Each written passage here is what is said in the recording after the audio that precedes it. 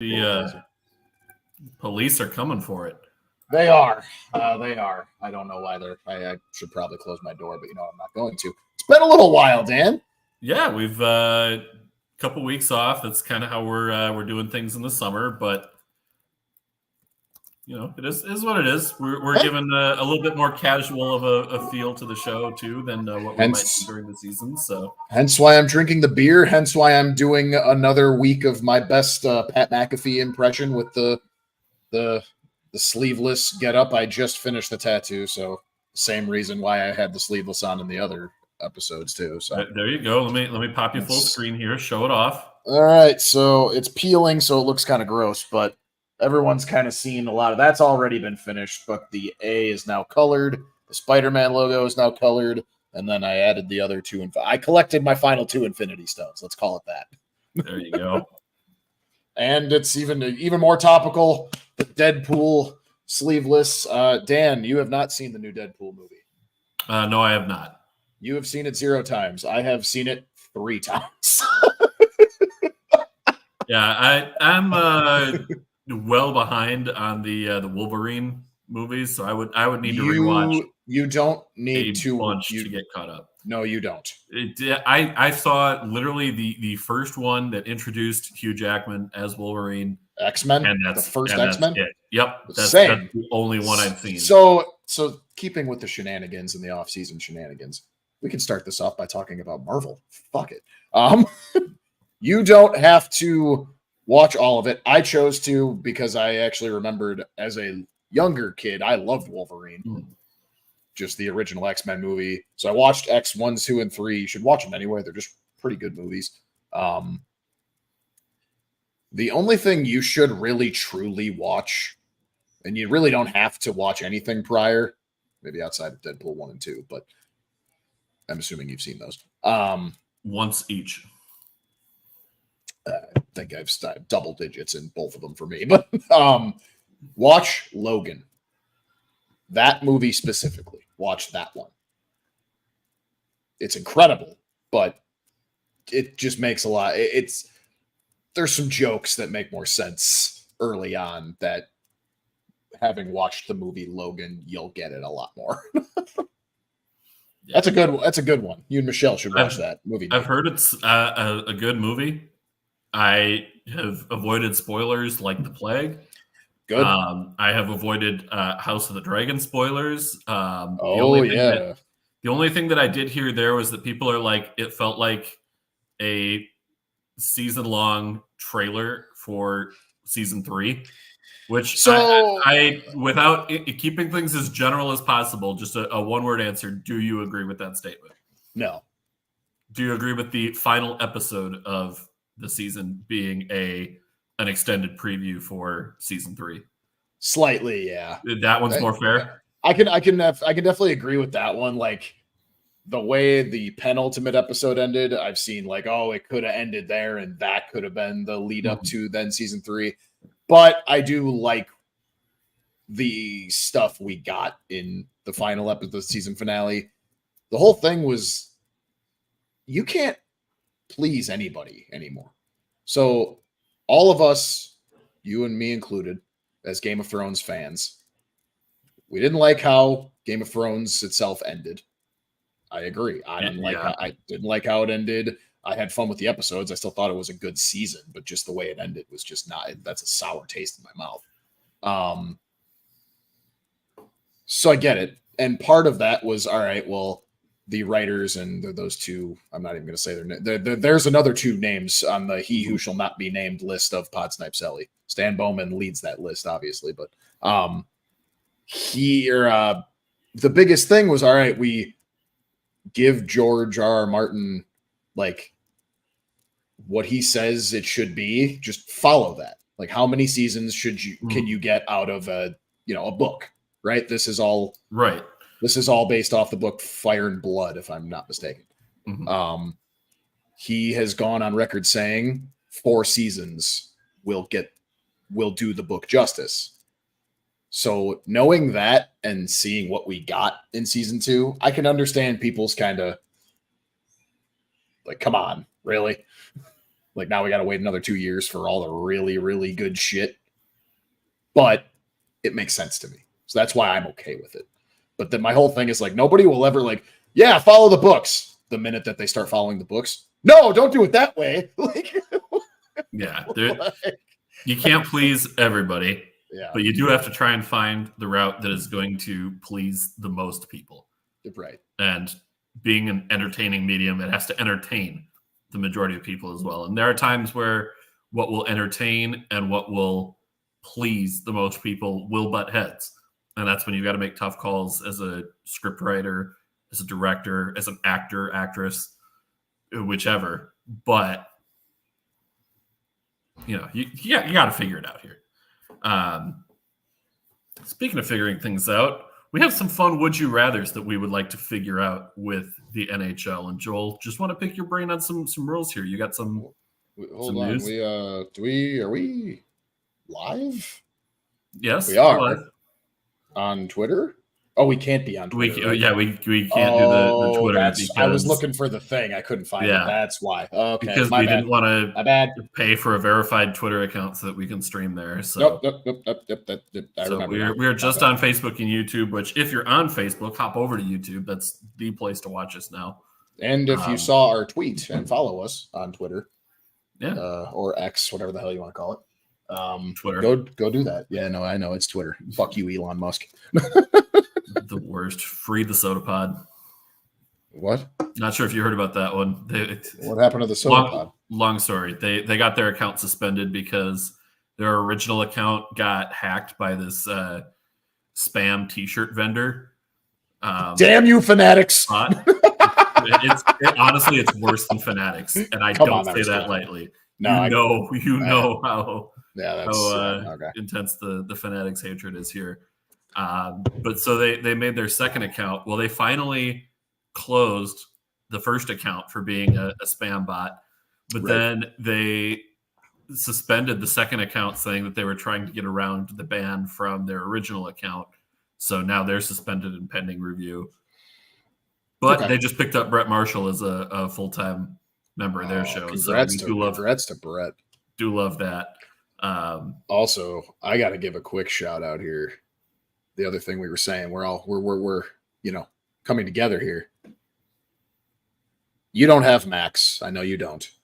Or HBO. Whatever. I'm gonna do either the trial or like they're combining like Disney Plus, Hulu, and Max into one. Oh yeah, I'm gonna. Thank you for reminding me. I need to switch my subscription that I have right now because let's be honest here, I have the bundle that has what is it? Hulu, Disney Plus, and ESPN Plus. ESPN Plus. Yeah, I use 2 of those 3. I don't touch ESPN Plus, so no. See, the thing for you is ESPN. Like you don't have your. I don't have blackout issues. Yeah, I don't have sports blackout issues. Yeah, because it's all right there for you. Top 3 market perk. Not only that, but your building like provides cable for you, right? In that part of it too. That too, yeah. Direct TV, yeah. So you don't have to worry about that. But right. But what I wanted to say is I'm amped up because football season is fastly approaching. It's already started. I mean, technically, it really has already started. Preseason is underway. Preseason is underway, and the Bears are on Hard Knocks. And episode 1 aired last night. And 8 minutes into that episode, I wanted to run through a orange and blue wall. The rookie from British Columbia, who was singing "God Bless the USA," in his American Eagle Speedo. That was fantastic. I feel so terrible singer, outstanding performance. I feel so bad for him because if you didn't watch the episode, you probably just saw. No, I just saw that clip. So. He ended up straining his hamstring, like a grade 2 or something, in the Hall of Fame game against the Texans that we played in Canton. And like it's a bad one, so he's out for like 5 weeks. Oh, geez. So like there's a small chance, like since that's through camp, like can he make the team? I'm sure he'll be at least stay on the practice squad, but I felt really bad for him at the end there. I was like, no, that's like one of the best main characters you highlighted in this episode, and now he's hurt. Well, the good news is if he starts the season on like injured or pup list, something like that, yes, they can move him directly to the practice squad when he comes off that list. They don't have to like up and through waivers and back down where they could risk losing him. They can go directly, I'm pretty sure, to the practice squad. Right. But sorry, I had to get that out. We can get to Would You Rather, and I'm very excited for Would You Rather. But I had to get that out. Football's on its way. We've got some good ones tonight, and I want to start with, would you rather get rid of icing or get rid of offsides? Oh, man. Oh, wait. No, that's easy. Offsides. I totally agree on this one. I feel like that's the... It's not even just for, what it was, I think, about 4 different occasions last year. Connor Bedard got called on it, and including a game I was at that would have absolutely...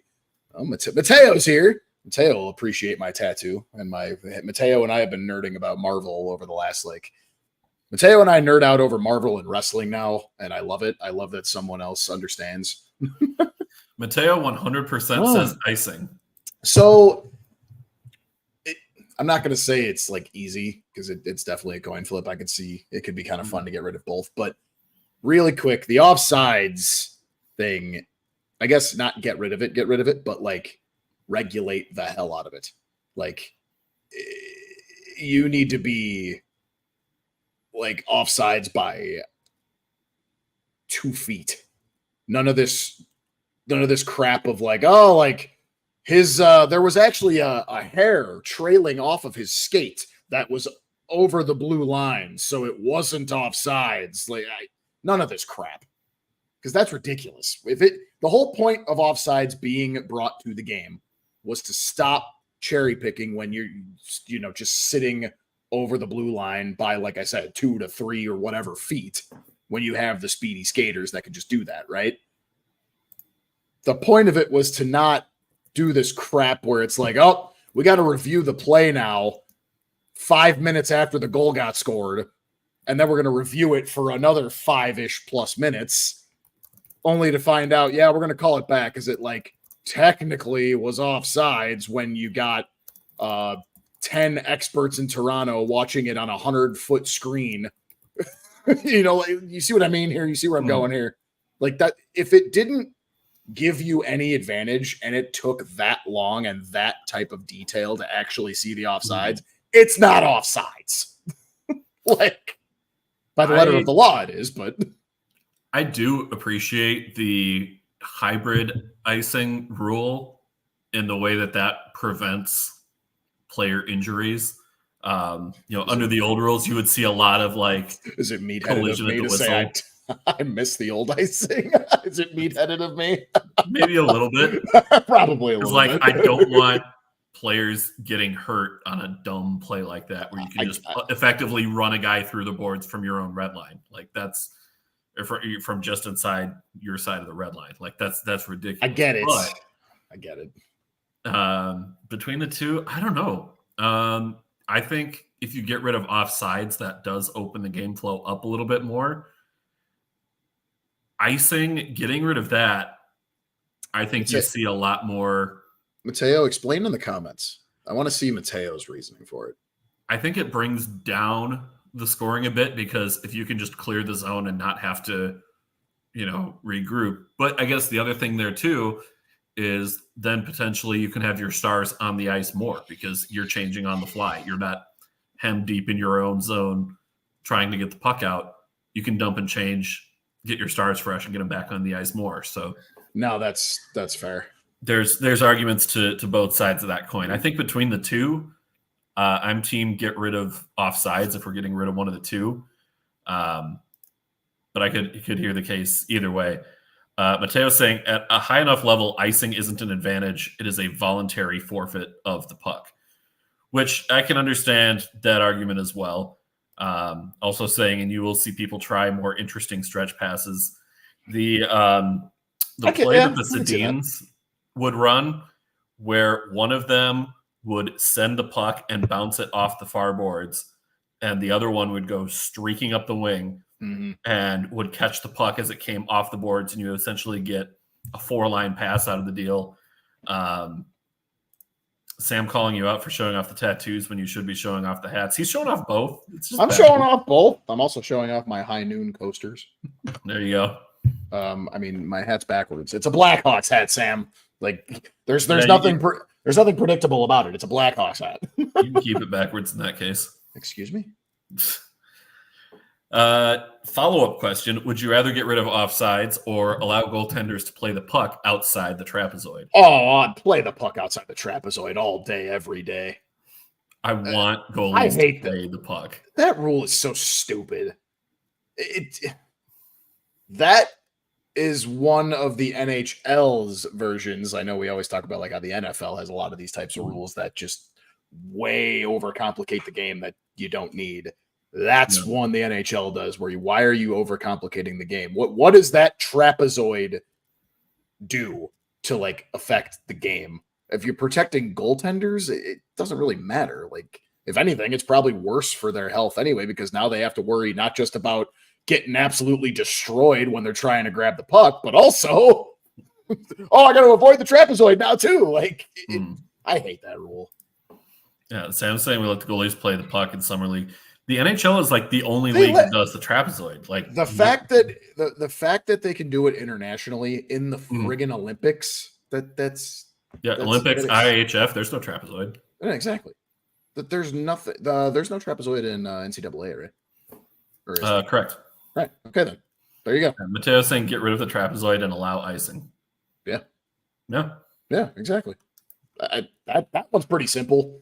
The trapezoid. I mean, is there anybody that likes the trapezoid rule outside of the people who thought of it?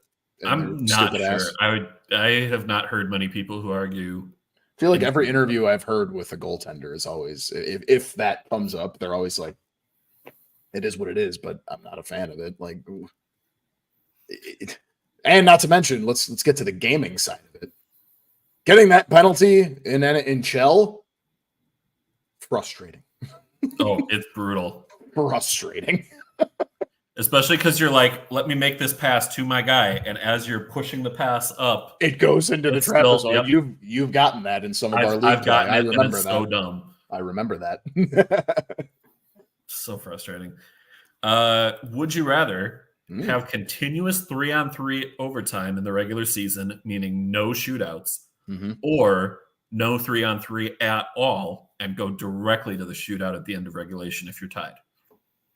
You can answer first because the entire world, whether they know you or not, is going to know your answer. Yeah, everybody knows my answer on this, and it's continuous 3-on-3. I hate the shootout. I think it's a terrible way to end a hockey game. I bring on continuous 3-on-3, especially with, and I don't know if you saw this one, but in the KHL, they started a rule where if you have control of the puck, you're in the offensive zone, and you're going to tag up and regroup, you still have to stay on your side of the ice. You can't regroup over the red line. I did see that. I don't like that. I like that. I think that's lame. I do like that. Well, then you can't. What did we just talk about Did we just talk about overcomplicating the game? There you go. I don't think that's overcomplicating it, though. I think it is. I think what you're doing is you're encouraging teams to shoot the puck more rather than just rag it for a minute, pull the other team out of position, change slowly on the way. Continuous OT for the social media admin. I had a 13-round shootout last season. I almost lost it on round 6. You can't even tweet out what everybody's doing. Right. 3v3 is the best thing the NHL accidentally stumbled upon, and they refuse to make it the big thing for the remainder of the TV time slot. Yeah. I agree. And for that so here's the thing. It's better television. And I'm not even going to say I disagree. I'm just saying everyone knows how much you hate the shootout. It's easy for me too. Absolutely 3-on-3 OT until we get a winner. I mean, look, the NBA does it. The NBA does continuous overtime until we get a winner, right? Like, MLB does extra innings until we get a winner. Like, I get it. And they have the NHL they've changed the rules to make scoring more likely to happen. I agree, and that's I'll be honest. I started out against the start extra innings with a runner on second rule. Did you? I've come around on that one a bit. Oh, yeah, I like it. I was like, I don't think this is gonna work. I also like it in the show, but the show, it's great. If I just Bobby Witt Jr. on second base to start extra innings, yes, please. It's over. Yeah, it's done. It's over. Steal third, done, and then steal third, fly, game over. Aaron Judge sack fly, or he puts it over the wall, easy. I got to get back on that. We got to play each other, by the way. We do. I haven't played My in a team while. isn't great, but it's better. I haven't played a lot in season 2, so your team is probably better than mine, at least from a season 2 perspective. I don't know. If we're going exclusively season 2 eligibility, yeah, it'll be close. If we go overall, you get some damn good luck on packs. Like I am almost done with the live series. I have 5 more players to complete the live series. I have also 5. Yeah. Same 5? Derail real quick. Yeah, I think so. So no. You have Garrett Cole. I don't. I need Garrett Cole. Okay. I need Aaron Judge. I don't have Judge, so that's one that we have the same. I need Ohtani. Yep. That's Mookie. 2. You have Mookie. You have Mookie. You sent me a video of you pulling a Mookie. Yes. Yeah. I have Mookie, and I sold because I got Mookie twice. So I sold the second Mookie. And, yeah, I use that one. I'm going to send it to you. Yeah, for one stub. I need a little more than one stub to do it because I got about 90 for him. 500. Take it or leave it. I'll leave it. I'll walk and get my 90. Thank you. So I need them. Acuna Jr., but I was gonna buy him anyway. Yeah, because I don't feel like trying to grab him. I'm just gonna buy him. He's not that expensive. I think that's it. It's not as expensive as Judge and Ohtani. I need 6. Freddie Freeman. I have Freeman. I need Strider, Acuna. I have Strider. Strider was my first diamond pull when I bought the game. Actually, he was my first diamond pull. I bought Trout a while ago. Oh, okay. I just he like got to a point where I was like, that's like the cheapest I've ever seen Trout. It was like, well, he's hurt now. He was like one of he's going to drop. I think he was like 98. I'm like, shit. Okay. Something in that range. That's much more. Anyway, I also would love to see the continuous OT 3-on-3. I get it. All the sports we're comparing it to aren't as physical as the NHL, but even college football has figured out a way to do the continuous overtime thing. It's a little weird. Mm. It is very weird, but it does work. And, as physical as hockey is, football is basically a car crash every play. So 3-on-3, and there's so much skating room, like nobody's really getting hit. It's more just fatigue. It is. Yeah, you don't hit in 3. No, it's the same you're not putting. Oh, I'm gonna go in my bag on this one with this name. You're not putting a Brandon Bolig out on 3-on-3. No, because and you wouldn't really do that on penalty kill either, because the goal isn't to hit in that situation. The goal is to get control. Yeah, you're not. But you're not going out of your way to try and hit somebody. My thing I was gonna make though is I still like the shootout, but going directly to the shootout would be stupid, because that's what the Olympics do, if I'm not mistaken. No, they do a 5-minute. They do a 5-minute before the shootout. Well, right. So, but even still, Sam's got a point. 13-round shootout. Shit, I remember the Hawks in not too distant memory had a 19 or 18 round shootout, or it was something crazy. I was like, what? Yeah, some of them can just get ridiculous. And at that point, it's like guys are like, what do I even do for a move at this point? Here's the thing. I don't nobody wants to watch Ryan Reeves be the one to go in the shootout when you're that far. Well, and that's why the Olympics does it right, because we had the TJ Oshie moment. If you could let somebody go again, maybe if you give every player 3 chances to go or something like that. Yeah, I get it. You're leaving players out, but who cares? If you want to run Leon Draisaitl for 3 consecutive shootout attempts and then run McDavid for 3 consecutive the rule would be they can't be consecutive. Oh, they can't be okay. So alternate McDavid and Draisaitl for 3 attempts each for 6. Yeah, or throw a curveball, throw Zach Hyman out there for 1 round, for Like a Wild would do Kaprizov, Boldy, Brock Faber. God, no. If any defenseman were taking it from Minnesota, it would be Jared Spurgeon, but he's hurt, so we don't even know if he's going to be back. Kevin Korchinski can take a round for us. He could. But yeah, no, definitely 3-on-3 overtime. If anything, spicy take, off-season spicy take. I actually think we're heading towards that. I think so too. I don't know when. I cannot tell you when. I haven't read anything or heard anything or anything. I'm not saying I have, but something tells me we're on our way there. Steve Williams is going to be incredible.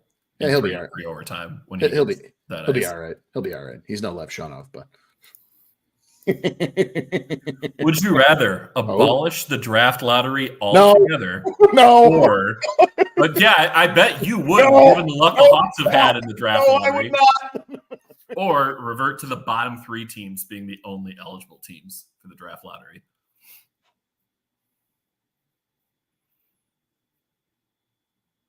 See, this is the first tough one you've asked. Yeah, because the Hawks have been the beneficiary of both being a bottom 3 team. Hawks aside. I don't.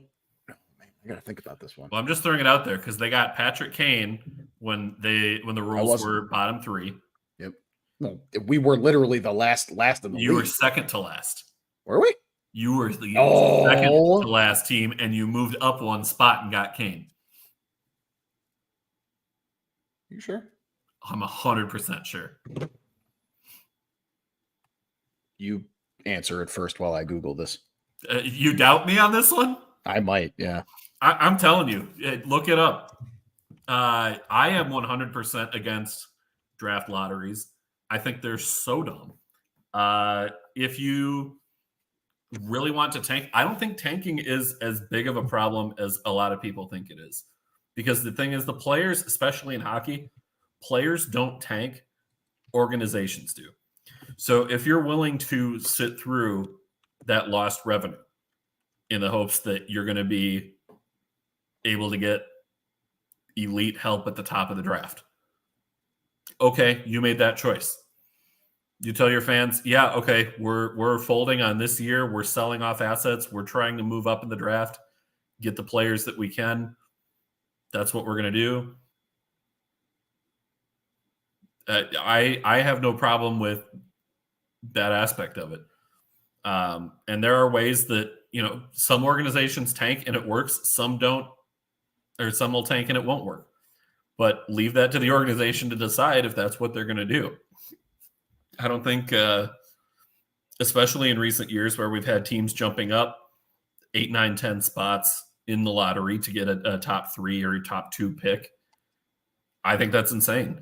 The NBA, where every team misses the playoffs and you have teams in the 10 through 16 spots jumping up into the top 8. I don't think the game needs that. Granted, the NHL has it cleaned up a little bit more, but what do you got from the research department? So we finished. Oh, it's making me log in. That's fine. I read it before it made me log in. Mm-hmm. We actually were slated to draft 5th. Oh. And then 1 to get Kane. All right. Well, sorry. I apologize. Yeah. So. All right. Either way, the Hawks getting Kane and then Bedard aside. It's tough. I'm not this old school, like, tanking is like a cancer to the league. Like, the thing is organizations can try and tank. Players will not tank. Coaches will not tank. I'm sorry, they won't. Yeah. If they do, it's the minority. If a coach tanks. Yeah, that's what I was just getting at. It's the organization that does it. It's not the players. Exactly. It's the GMs. It's the front office. It's not the coaches. It's definitely not the friggin' players. Like, that's Plus, not. You don't think the scouting department is salivating at getting higher end talent into the system? Like, exactly. They're okay with it because they know their job gets easier if the team is bad and they have more draft capital to work with.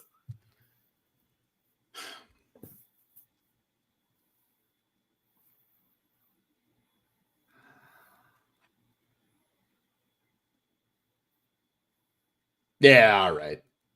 I'm with it. You're abolish altogether? The bottom 3 teams is, that's fine. You're good, or you want bottom 3 teams but keep the lottery? No, I'm saying, like, revert to the bottom 3 teams. But they get a lottery ball, but it's only the 3 of them. Right, so it's only the bottom 3 teams eligible for the lottery. You would rather do that than get rid of it altogether? I read that wrong. I thought it was just like There's Yeah, no you lottery either get rid of the It's lottery literally- altogether, or you Okay. change the current system. I so was that thinking only you the were- bottom 3 teams are eligible. I thought you were going like NFL, where it's like the very last team in the league is getting first overall. That's what happens if you abolish the draft lottery altogether. Right. No, I would do the bottom 3 only have or maybe extend it just ever so slightly and do bottom 5. Make it a little more interesting, but it's still the bottom 5 in the league is still your garbage. So any of those 5 teams deserve a shot at it. Mateo is suggesting that we go back to the COVID rules and go with the bottom 8 teams and give everybody equal odds of that number 1 pick. Who ended up with I first hate overall? that even more. The Rangers.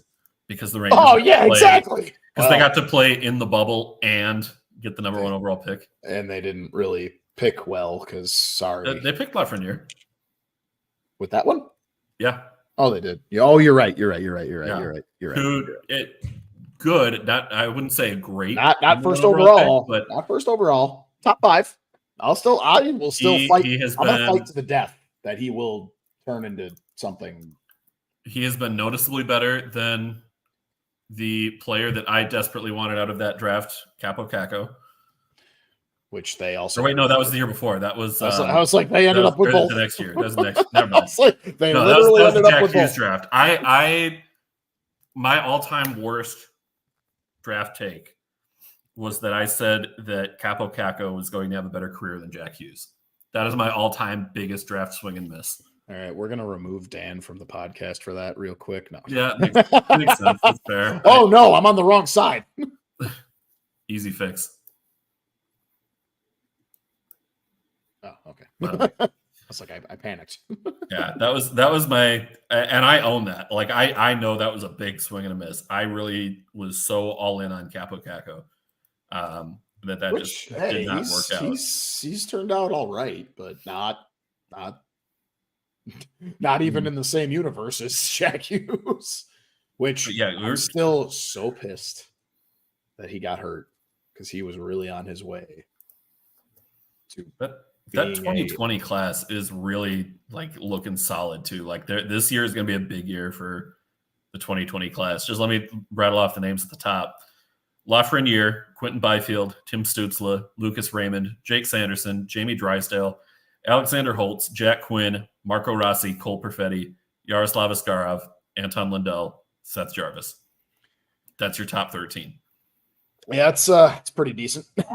Later in that first round, you have Lucas Reichel, you have Dawson Mercer, you have Igor Chinikov, Hendrix Lapierre, Tyson Forster. I'm not giving up on Lucas Reichel.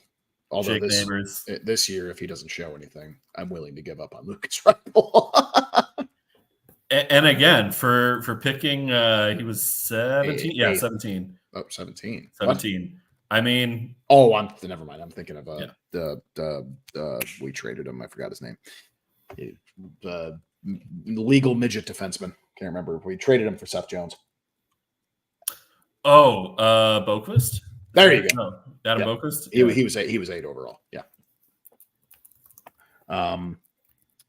Is he legal midget defenseman? Yeah, he's like 5. Oh, he's 6 even. He's finally 6 even. That changed too. He was listed as 5'11" when we drafted him. Yeah, so he was legal midget at the draft, and he grew, so he's no longer legal midget. Okay, well, yeah, I'm not giving up on Lucas Reichel yet, but okay, yeah, no, all right, no, you know, I would say bottom 3 teams being eligible, or bottom five. One last, would you rather? Would you rather keep the current playoff model, or switch to each division winner gets one of the top 2 seeds, and seeds 3 through 8 can come from either division? You have 1 plays 8, 2 plays 7, 3 plays 6, 4 plays 5. So what we were doing before was it the 2014 season? Yeah, it was coming out of the 2013 lockout.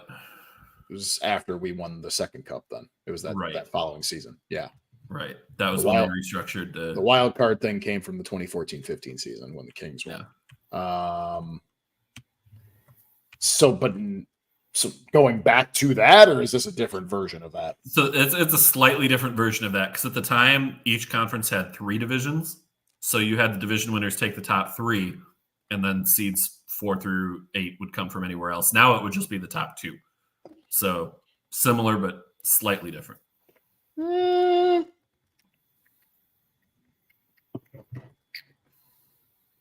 I mean, I loved that old format. Just 1, 8, 2, 7, 3, 6, 4, 5. I loved that. It was simplistic. It made sense. Mateo's kind of reading my mind here. Just go back to the 1 to 16 like our forefathers intended. My only gripe with if you go back to 1 through 16 is what's the point of having conferences then?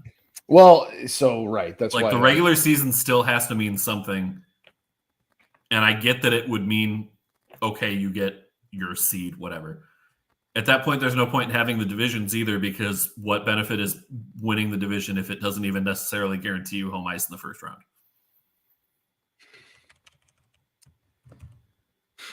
Division winners get top 2 seeds. Right. Still only 4 divisions. How long is that going to be the case, though? Yeah, because that's the other thing is, do they restructure here? Are we going to end up getting 6 divisions of smaller divisions, 6 smaller divisions? Or does expansion mean we go to 6 divisions of 8 eventually? Oh my God! where are we going? Utah. Well, we got Utah now. Utah, Quebec City, Salt Lake, Houston. Wait, we're in Salt Lake City. We've got Salt Lake City. Put another team back in Phoenix after 5 years. Portland. Portland. Wood Buffalo. Go back to Atlanta because they have a hard on for Atlanta. Milwaukee. So. Kansas City. Milwaukee deserves a hockey team. I am on that train. And they're all Blackhawks fans. But still, despite the homer in me saying like Milwaukee's all Blackhawks fans anyway, they deserve one. Wisconsin is a winter state. As long as it's not in Green Bay. Anyway, I would go. Yeah, I like the division winners get the top 2. The wild card is so confusing. Like I get it, but like the only wild card format that works is the NFL. The NHL tried to do it. It's weird. The NBA is now kind of team getting a bye anyway. Yeah, the NBA kind of sort of did it in a way, and that didn't work. Well, and the benefit with the MLB. I'm sorry, the MLB. The MLB does it pretty well too. The benefit with both, well, not so much now with Major League Baseball, but originally, I like this. Originally, and now with the NFL, they still have less than half of their teams making the playoffs. Which the NBA and the NHL, exactly half the teams make the playoffs. So you can't expand past 16 teams for the sake of adding a wild card in there. To me, that's dumb. If more than half the league makes the playoffs, what's the point of the regular season? I don't disagree. Socialism. Sports socialism. Yeah, I would just prefer to go back to a similar-ish way of the top 2 seeds, and then you get like 3. Yeah, interesting. Or just go back to East, West, 1 through 8. Yeah, that's what I'm saying. I think you have to have division winners take your top 2 spots, and otherwise your divisions don't matter. But then after that, and you still do it in that format too, because you have your auto 1 and 2. 1 is still going to play 8, 2 is still going to play 7, 3 still going to play 6, and 4 is still going to. And those just as a division, I remember you're locked into getting home. And I remember being so excited for those 4 to 5 series matchups because more often than not they were bloodbaths, and more often than not they were going 6 to 7 games. The playoff series that I most remember with the Wild, like so many of them were like Minnesota, Chicago, Minnesota, St. Louis, Minnesota, Dallas. Like that was all division. Right. But the series when the Wild had Vancouver and then Colorado when Colorado wasn't in the division. Yep. That was. And that was fun. Mm-hmm. And there was the same. Or you play like Calgary. Yeah. Like that used to be a fierce rival. Minnesota and Calgary hated each other. Now that they're not in the same division, like people forget how much Calgary used to own the Wild. One of my favorite rivalries of the early 2010s is us and Vancouver. Vancouver was never in our division. Yeah. And we only played them. We played them in 2009. I forgot what the seeding was there, but I think we would have been I think we were like the 5th seed that year or something because they were still really young in 2009. That was when like Kane got his hat trick in the playoffs and whatever. 2010, we were 1. Were they 8? Holy shit, were they 8? No, we weren't 1. I'm sorry, we were 2. The Sharks were 1. That's where it was kind of cool. We were 2. We were the 2 seed playing Vancouver, the 7 seed in the semifinals. And then when they beat us, another he who shall not be named name on this podcast in 2011. Is that initials CC? Yes, it is.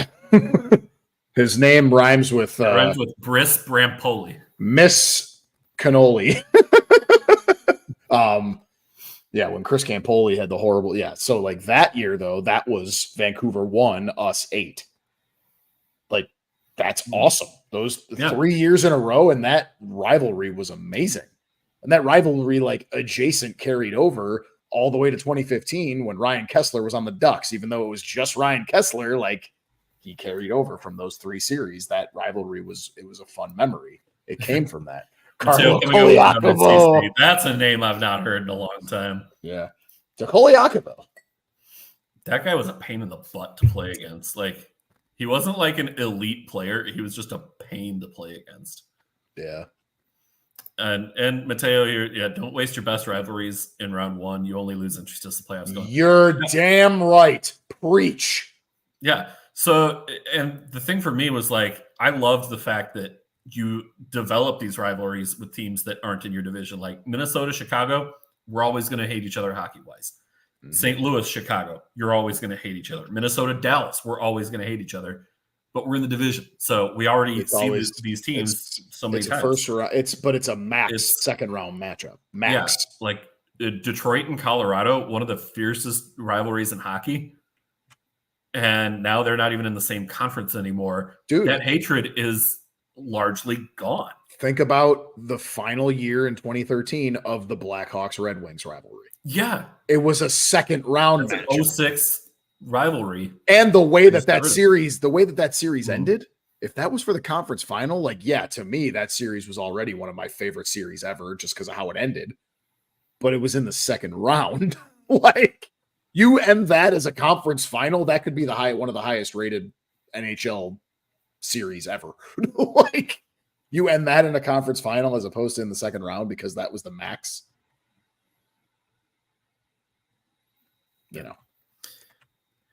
Joel, what time is it? Is it rank the blank time? No, but you're close. Oh, trivia time. Oh, okay. Am I doing a rank the blank tonight or no? You are not doing a rank the blank tonight. Oh! Just doing trivia.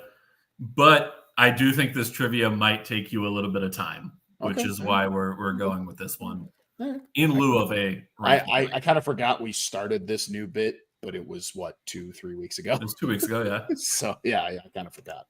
I've also got our next trivia one already researched and written out. So okay, then you have that one as well.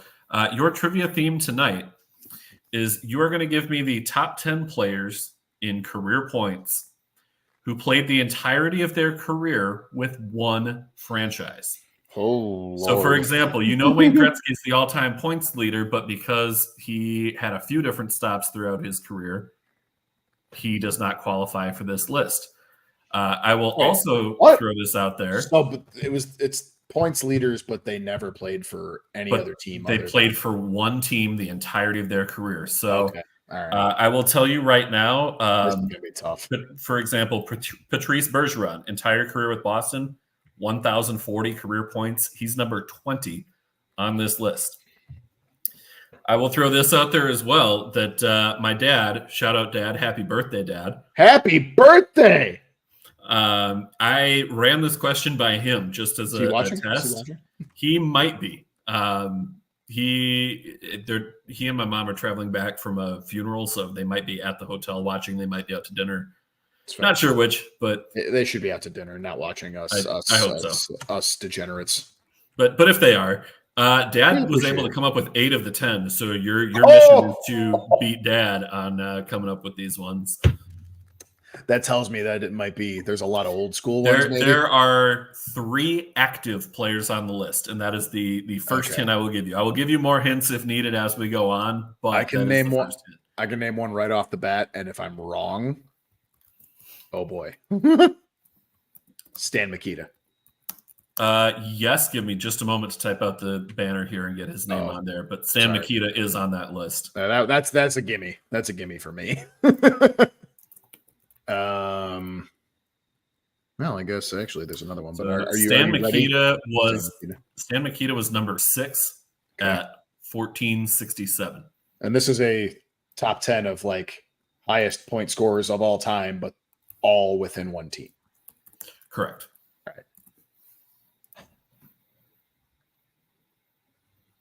right. If he's number 6, then this guess is doubtful for me, but I'm just going to throw it out there. Bobby Hull. Bobby Hull, multiple teams that he played for. Okay. Brett Hull? No, he played. He Blues, Dallas. Yeah, never mind. Mm-hmm. Also, Gordie Howe almost would have been the top of this list, but the final year of his career when the Hartford Whalers joined the NHL, that disqualified him from the list. Right. Okay. So we know Jaromir Jagr ain't on here. Correct. Jagr is not on here. No, he left the Oilers. Yari Curry would not be on here. Yep, correct. He played elsewhere too, so he's not on the list. That's right. Oh man, this is gonna be tough. There's 3 active players. Oh, Sidney Crosby. There you go. Happy birthday, Sidney Crosby. He's number 4 it's his birthday. Number is what is he? 37. 37. Okay. Crosby is number 4. Oh, so yeah, no, that makes sense. Patrick Kane could have been on this list, but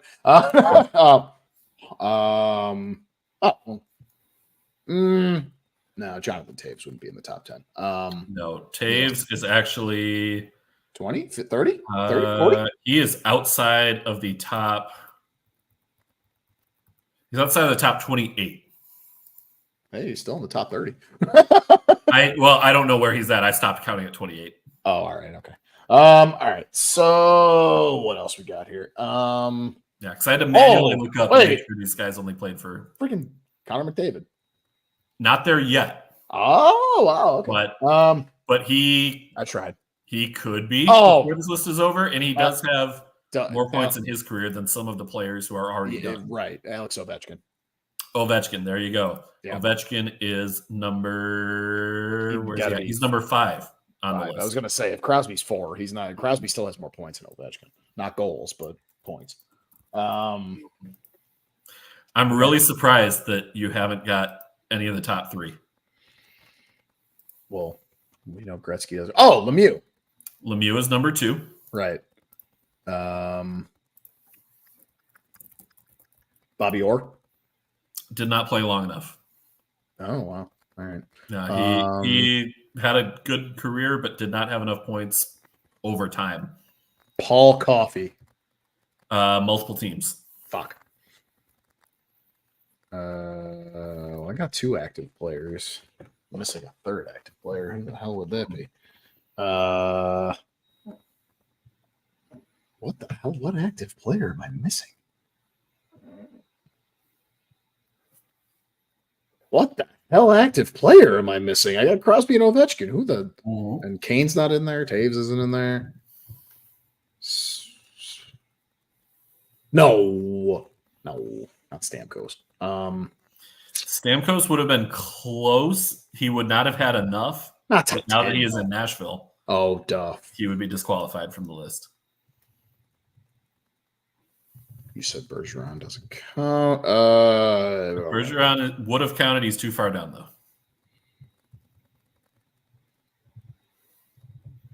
He would have needed to give up a couple Norrises. And number 1, Gretzky's not in there. And 2 is Lemieux. What the hell would I be missing at number 1? You're going to kick yourself when you hear it. I probably would. No. Don't tell me yet. I'm not going to tell you yet, but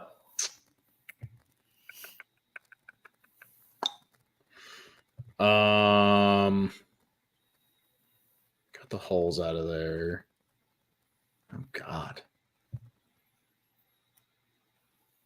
Oh jeez, this is tough. It's tough. I can give you the same hints that I gave to Dad along the way. All right, go ahead. The active player that you're missing is a teammate of one of the other players on this list. Oh, Malkin.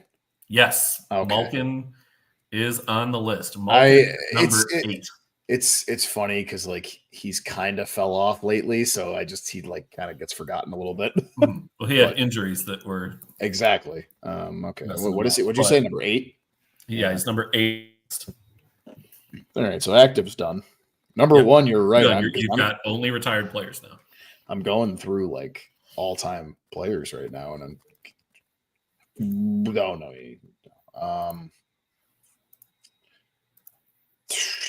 no, he played for 2 teams. That's right. Towards the end, I was gonna say Daniel Alfreton.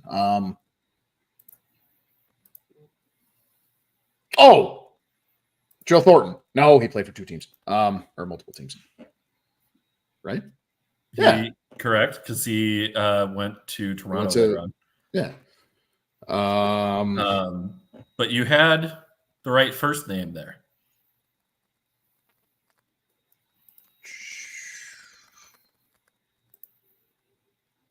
Not Joe Pavelski. Joe Thornton, Joe Pavelski, Joe. Wait a minute, what the hell? Joe Thornton, Joe Pavelski. We need Mark in here because he would be screaming the answer to you in the chat. There's a Joe on the Bruins? It's not a Bruins player, but it is somebody that Mark could get on you about not knowing. Is it a Joe or a Joseph? It is a Joe.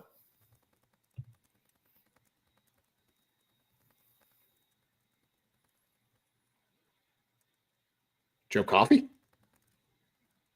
Paul Coffey? That's Paul Coffey. My bad. No, Joe. Wait. Not Joe Coffey. Why did I say Coffey? Oh my God. All right, dude, give me that one.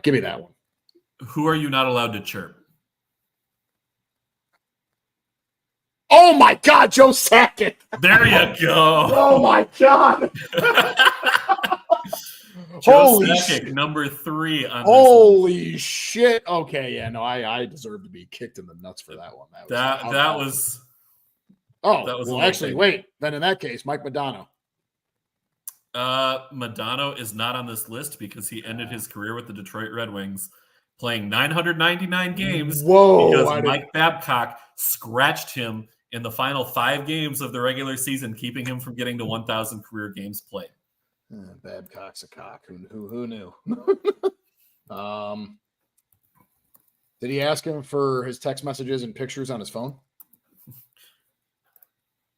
His BlackBerry, perhaps? Nokia brick. I can't believe I didn't get. Oh wait, actually, it's kind of crazy. Joe Sakic isn't even number 1. Yeah, you're still missing number 1 here. Holy shit!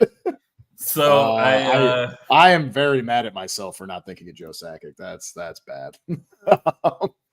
That's bad. My bad. So we got 1. Oh well, 7, I did think of it. It just took me a while. You are missing 2 Red Wings, 1 Buffalo Sabre, and 1 Montreal Canadien.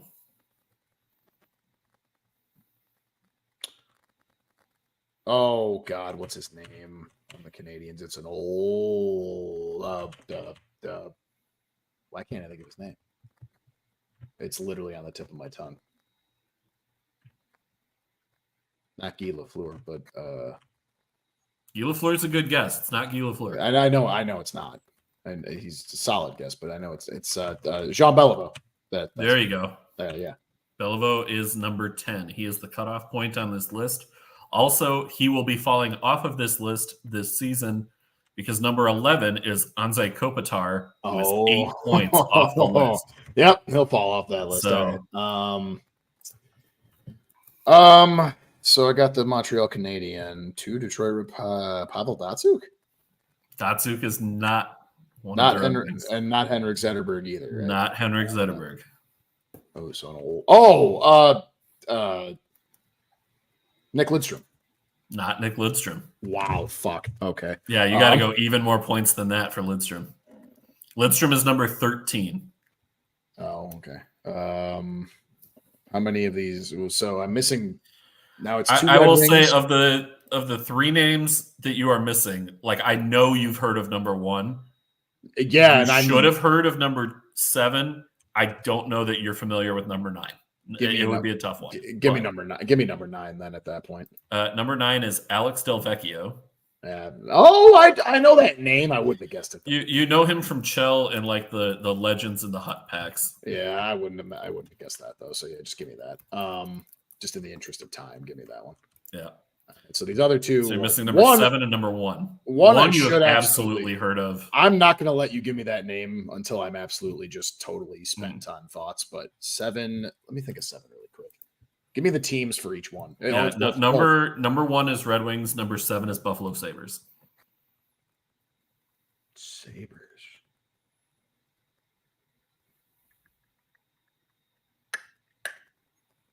Interest of time, give me number 7 because I'm going to take a minute to go one. Gilbert Perreault. Believe it or not, I would not have guessed that. I've heard of Delvecchio before. I've heard of him. So that's fine. All right, number 1. So you're missing number 1. And we're going to give the win to Dad on this one because of how long it has taken you to get number 1. That's fair. Did I at least? Yeah. All right. So number 1, Red Wing. And I can't think of his last name, but wait, yeah, Pavel Bure. No. Shit. Because I don't know that he actually played in Detroit. I don't think Bure did. Am I thinking of it? Because he was Vancouver, Florida. On the Rangers. What Pavel am I thinking of? Not Datsuk though. Wasn't there another Pavel that played for the Red Wings? No. Oh, never mind. All right. They did have some big time Russian players, but the thing is it's not one of the Russian. It's not one of the Russian players. Okay, never mind. I was going to say, is it one of the Russian 5? That's what I was thinking of. No, it's not one of the Russian 5. No, this is a Canadian player. And it's Steve Yzerman. There you go. Okay. All you needed to say was it's not a Russian player on the Red Wings, and I got it right away.